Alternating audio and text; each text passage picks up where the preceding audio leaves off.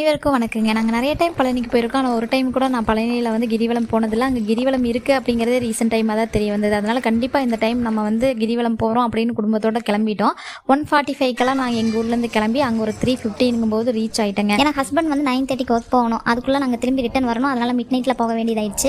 நாங்கள் அங்கே போயிட்டு கரெக்டாக பஸ் ஸ்டாண்ட்லேருந்து கோயிலுக்கு போகிற வழியில் டீ எல்லாம் குடிச்சிட்டு செப்பல் ஸ்டாண்டில் செப்பலெல்லாம் வச்சுட்டு அடிவாரத்தில் போய் விநாயகர் கிட்ட ஒரு வேண்டுதலையும் வச்சுட்டு கிரிவலம் ஸ்டார்ட் பண்ணும்போது 3:50க்கு கிரிவலம் ஸ்டார்ட் பண்ணோம். 4:20 போது முடிச்சிட்டேங்க. அந்த மலையை சுற்றி வரும்போது ஃபுல்லாகவே மயில் சவுண்டு, அப்படி ஒரு வைப்புங்க. அதை வந்து என்னால் வார்த்தையால் எக்ஸ்பிளைனே பண்ண முடியல. திரும்பி நாங்கள் வந்து ரிட்டன் அடிவாரத்துக்கு வரும்போது இந்த அளவுக்கு ஆல்ரெடி எங்கள் கூட்டம் நின்றுட்டு இருந்தது. நாங்களும் போய் அங்கே ஜாயின் பண்ணிட்டோம். கரெக்டாக 4:50 போது கீழே அடிவாரத்தோட கேட் ஓப்பன் பண்ணாங்க. நாங்கள் வந்து விஸ்வரூப தரிசனம் பார்க்கலான்னு ட்ரை பண்ணோம், பட் முடியலை. ஆனால் சூப்பராக ஆண்டி அலங்காரத்தில் முருகரை கண் நிறைவாகவும் மன நிறைவாகவும் தரிசனம் பண்ணிட்டு ஒரு 6:20 போது நாங்கள் வெளியே வந்துட்டோங்க. மறுபடியும் எப்படா முருகனை பார்ப்போம் அப்படிங்கிற ஒரு நினைப்போடவும் அந்த முருகனை பார்த்த அந்த வைபோடவும் சூப்பராக வீட்டுக்கு வந்து நெக்ஸ்ட் வீடியோவில் மீட் பண்ணுறேங்க. பாய்ங்க. முருகச்சரணம்.